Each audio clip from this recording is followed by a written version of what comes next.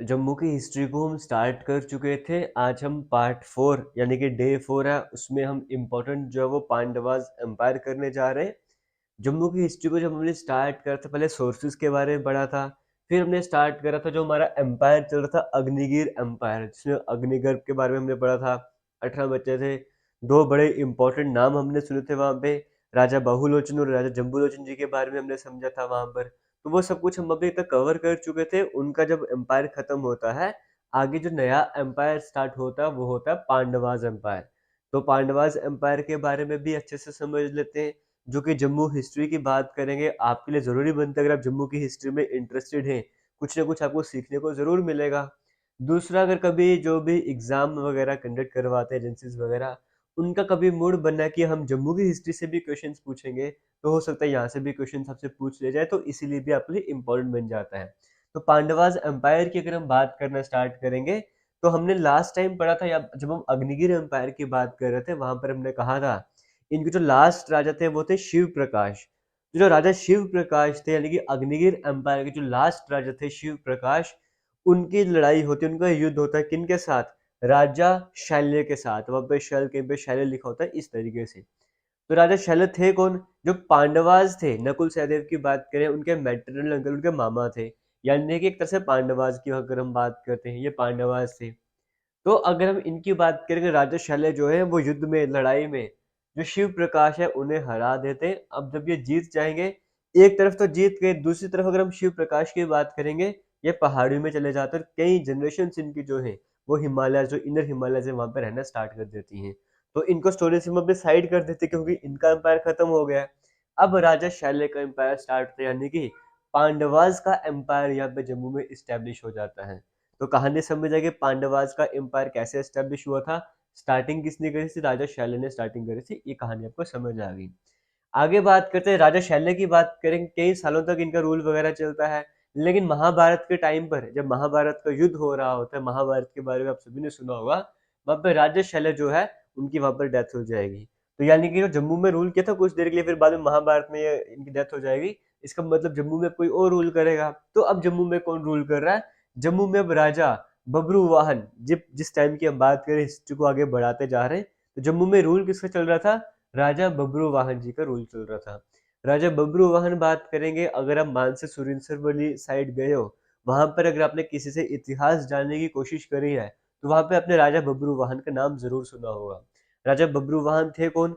अर्जुन के बेटे थे। ये आप सभी को पता होगा। अगर नहीं पता है तो इसका मतलब मानसी सुरिनसर की कहानी आपको नहीं पता है। आज की इस वीडियो से वो कहानी भी क्लियर हो जाएगी। फिलहाल राजा बबरू वाहन और इनके आगे जो डिसेंडेंट थे, इन्होंने मिलके लगभग 500 सालों तक जम्मू में रूल करा था। ये कहानी आपको समझ आ रही है।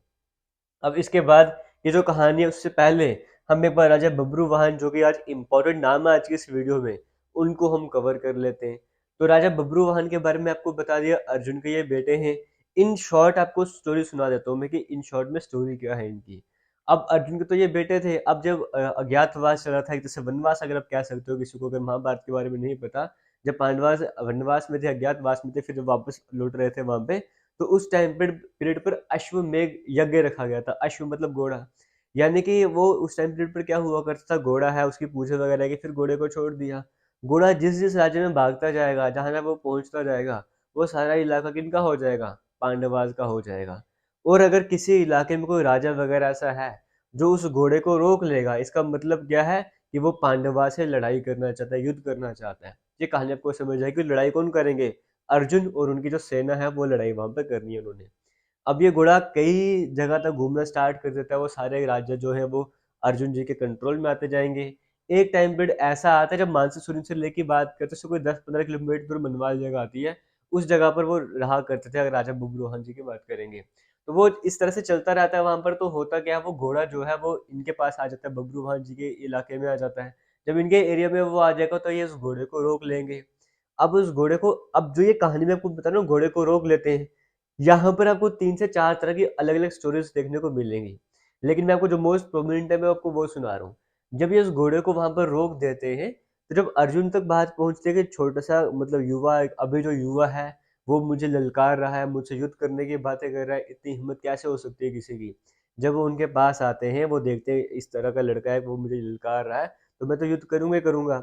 अब यहाँ पे 3-4 तरह की कहानी क्या होती है कि अर्जुन जो बबरू वाहन को पहले ही पता होता है कि इनके मैंने मैंने अपने पापा का घोड़ा पकड़ लिया हुआ है क्योंकि माँ ने बता दिया था, अब युद्ध करना ही पड़ेगा। अलग-अलग तरह की स्टोरीज़ आती है, बट जो भी है इन द एंड ये होता है कि राजा बबरू वाहन और अर्जुन की फाइट हो जाएगी, क्योंकि घोड़ा रोक दिया हुआ है और अगर घोड़ा रोक दिया इसका मतलब युद्ध करना ही पड़ेगा। तो जब लड़ाई होती है बबरू वाहन और अर्जुन की, तो उसमें बबरू वाहन एक तीर ऐसा लगाते हैं जिसमें अर्जुन जी की बात करेंगे वो बुरी तरह से बेहोश हो जाते हैं। कुछ स्टोरीज में कहा जाता है वो फेंट पड़ जाते हैं, बेहोश हो जाते हैं, कुछ स्टोरीज में कहा जाता है उनका सर कट जाता है, इस तरह से कहा जाता है। बट जो भी फाइट होती है बबरू वाहन जो बारी बढ़ते हैं, इस तरह से आप कह सकते हो। अब जब बबरू वाहन जी को पता लगता है कि वाकई में मेरे पिता हैं इस तरह से करके, अब इनको बचाना है किसी न किसी तरीके से, तो आइडिया मिलता है कि इनको ऐसे बचा सकते हो अगर आप मनी लेकर आओगे और मनी इनके साथ टच करवाओगे, तभी जाके जिंदा हो पाएंगे, वरना इनका बचना मुश्किल है। तो बबरू वाहन क्या करते हैं, फिर वहां से कुछ टाइम पीरियड दूर, मतलब जो मानसर की जगह वहां से 15-16 किलोमीटर आगे सीधी लाइन पे जाओगे तो सुरिनसर जगह आती है, वहां पे खाली जगह होती है उस टाइम पीरियड पर। तो वहां पे क्या करते हैं, उनको पता है मनी लानी है तो नागों से लानी, नाग जो है वो नीचे धरती के नीचे रहेंगे, तो वो खाली जगह होती है वहां पे जाके तीर मारते हैं ना। तीर मारते तो धरती में छेद हो जाता है, तो तीर बीच में जाएगा, यानी एक रास्ता बन जाएगा। एक तरह से सुरंग बना दी है, तो तीर जहाँ पे मारा था, जहाँ से रास्ता बनाया था, सुरंग बन गई थी, तो उस जगह का नाम सुरंगसर पड़ गया था। और धीरे धीरे करते करते वो सुरंगसर से क्या बन गया, सुरिनसर बन गया, है ना। जैसे आप कश्मीर की हिस्ट्री सुनते हो कि भाई वहाँ पे एक लेक हुआ करती थी, एक बाबा, एक जल्लाद हुआ करता था, राक्षस हुआ करता था, तो फिर ऋषि कश्यप की बात करते हो, उसी तरह की कहानी यहाँ पर भी है। यहाँ पर भी जीर वाली कहानी मैं आपको सुना रहा हूँ। तो वो तीर मारा, सुरंग बन गई थी, उस सुरंग से उन्होंने एंट्री की थी और वहां पे जाके नागों से काफी लड़ाई भी हुई थी, क्योंकि नाग जो है वो इस, अगर धरती की बात करें, वहां पे मनी को बेचना चाहते थे। बट जो भी काफी लड़ाई करने के बाद वहां से मनी लेकर ये जहाँ से बाहर निकलते हैं, वो जगह कौन सी थी, वो थी मानसर, है ना। तो मनी सर उसे कहा जाता था, मतलब मनी लेके वहां से वो निकले थे। सुरंग सर जहाँ पे वो तीर मार था, जो छेद हो गया तो सुरंग हो गया था, वो सुरंग सर नाम सुरिनसर पड़ गया, और जहाँ से वो मनी लेके बाहर निकले थे, वो मन्नीसर यानी कि मानसर की अगर हम बात करते हैं, वो मानसर से बाहर निकले थे। इस तरह की कहानी बनते, यहाँ से सुरिनसर और मानसर जगह का नाम जो है वो सामने आता है। और वहाँ पे जो है वो आप कह सकते हो रिलीजियस वैल्यू भी है वहाँ पे, और भी कई तरह की मानसर सुरिनसर लेक के बारे में हम जब टूरिज्म के बारे में पढ़ेंगे तब हम अच्छे से कवर कर लेंगे। सिर्फ आज इसलिए तो बता रहा हूँ कि बबरू वाहन की बात की है और जो रिलेट करते हैं मानसर और सुरिनसर से, जो कि जम्मू कश्मीर में है, तभी मैं आपको स्टोरी के बारे में बता रहा हूँ। समझ गए कैसे नाम पड़ता सुरिनसर मानसर। हालांकि बाद में मनी स्पर्श करवाया तो सब कुछ ठीक हो गया था, फिर बाद में नाग वापस आए थे वो मनी लेने के लिए, वो अलग से कहानी वगैरह है, वो हम अभी डिस्कस नहीं कर रहे। आप आराम से सर्च भी कर सकते हो, देख भी सकते हो। हम हिस्ट्री जम्मू की पढ़ रहे हैं, बीच में नाम आया था इसलिए शॉर्ट में बता दिया। अगर आपको नहीं पता था मानसर नाम सुरिनसर नाम कैसे पड़ा, तो वीडियो के लिए हेल्पफुल रहने वाली है।